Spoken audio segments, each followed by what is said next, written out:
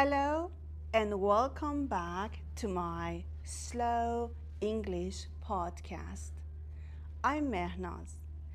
Today I want to talk about one of the most important skills in language learning. It is called noticing. Noticing means paying attention. This technique is simple, but it can make your English learning much deeper. It helps you see English in a new way. It helps you stop being only a listener or only a reader. It helps you become a language detective. Yes, a language detective. A language detective does not just hear English. A language detective notices English. Now, let me explain. Many learners listen to English every day. They watch videos. They listen to podcasts. They follow teachers on social media. They read comments, subtitles, messages, and short stories. This is good. Content with English is very important, but there is a problem. Sometimes English passes in front of you like cars on a busy road. You see many cars, but you do not remember any of them. One car is red. One car is black. One car is fast. But after 10 seconds, you forget everything. English can be like that. You hear many words. You see many sentences. You think, yes, I understand. But later, when you want to speak, nothing comes out. Why? Because you only saw the English. You did not notice it. Seeing is not the same as noticing. Hearing is not the same as noticing. Noticing means you stop for a small moment and say, this is useful. I want to remember this. I want to use this. That small moment is powerful. Now please like this video to show your support. Your brain cannot learn everything at the same time, but your brain can learn one small thing very well. So the noticing technique is not just about collecting 100 new words. It is about catching one useful piece of English and making it clear in your mind. Let me give you an example. Imagine you hear this sentence in a film. I did not mean to hurt your feelings. Maybe you understand the sentence. Good. But if you only understand it and move on, maybe you'll forget it. Now use noticing. Stop and ask yourself, what is useful here? Maybe the useful part is, I did not mean to. This is a very useful pattern. I did not mean to be rude. I did not mean to forget your birthday. I did not mean to make you angry. I did not mean to say that. Now, the sentence is not just one sentence. It becomes a small machine. You can use it in many situations. This is noticing. You take one sentence and find the useful engine inside it. That is a beautiful way to learn. Many learners try to memorize full sentences. That can help sometimes, but if you only memorize, you may not know how to change the sentence. Noticing helps you see the part that can change. I did not mean to hurt your feelings. The useful frame is I did not mean to. Then you can add your own idea. I did not mean to call you late. I did not mean to interrupt. I did not mean to laugh. This is how one sentence becomes speaking power. Now, let's talk about what you should notice. You do not need to notice everything. Please do not try to notice everything. That will make you tired.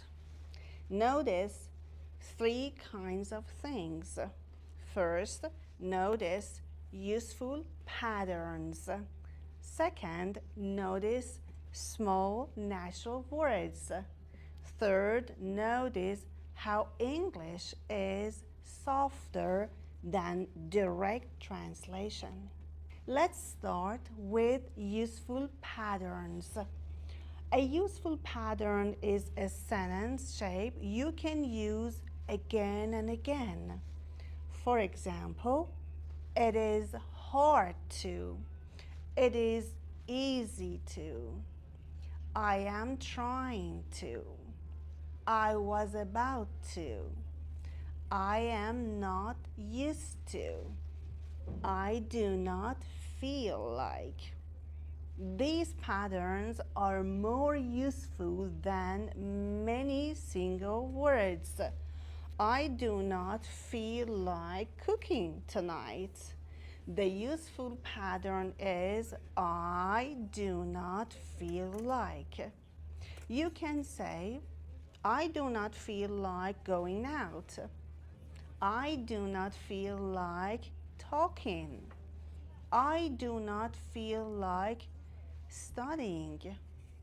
I do not feel like eating anything heavy. This is very natural English. Many learners translate from their own language and say something too direct or too formal, but native speakers often use simple patterns like this. So, when you hear a sentence, do not only ask, what does this word mean? Ask, can I use this sentence shape? That question is magic. Can I use this sentence shape? If yes, write it down. Just the useful shape. Now, the second thing to notice is small natural words. This is very important. Many learners want big words because big words feel serious. But natural English often depends on small words. Words like just, actually, really, maybe, probably, still, already, even, kind of, a bit, or I guess. These words are small, but they change the feeling of a sentence. Listen to this. I'm tired. Now listen to this. I'm just a bit tired. This is softer. Now another example. You are wrong. Now listen to this. I think you might be wrong. See, this is more polite. Here is one more. I need help. Now listen to this. I just need a little help. Again, this sounds more natural and less heavy. Noticing small words helps your English sound more human. Let me give you a very useful noticing activity. When you watch a short video in English, do not try to learn all the vocabulary. Instead, choose one small word and listen to it. For example, choose the word just. Then listen and notice how people use it. I just want to ask you something. It is just a small problem. I just got home. I just do not understand. I'm just tired. See? The word just has many different uses. But you do not need a long grammar lecture. First, just notice it, hear it, see it, and feel it. After a few days, you will start to use it just naturally.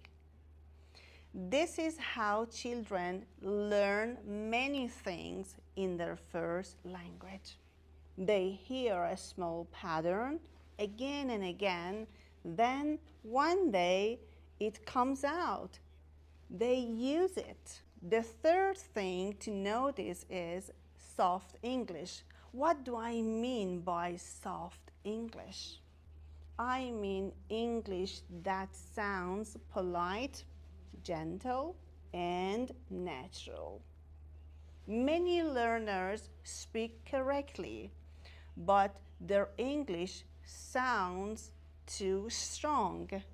For example, a learner might say, "Give me your pen." This is grammatically correct, but in many situations it sounds too direct. A soft version is, "Can I borrow your pen?" Or, "Could I use your pen for a second?" Notice the difference. Do not only learn the meaning. Notice the social feeling. English is not only grammar.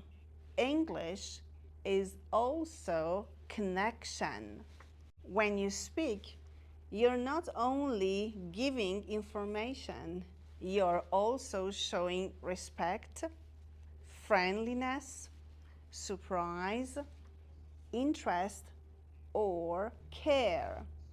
So when you listen to English, ask, how does this sentence feel? Is it friendly? Is it polite? Is it casual? Is it serious? Is it soft? Is it strong?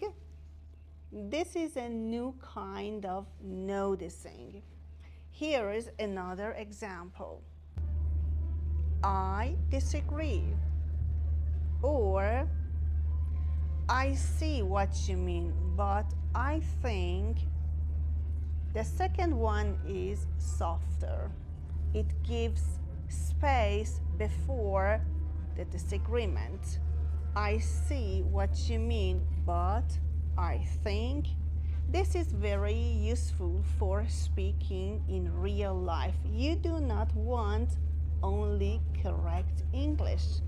You want English that fits the moment. Now let me give you a simple daily method. I call it one-line noticing. Every day, choose one line of English. Only one line. It can be from a podcast, a film, a YouTube video, a message, a book, or a comment. Write that line in your notebook. Then do 3 small things. First, underline the useful pattern. Second, change one part of the sentence. Third, say your new sentence out loud. For more videos like this, make sure to subscribe to my channel. I will see you in the next lesson.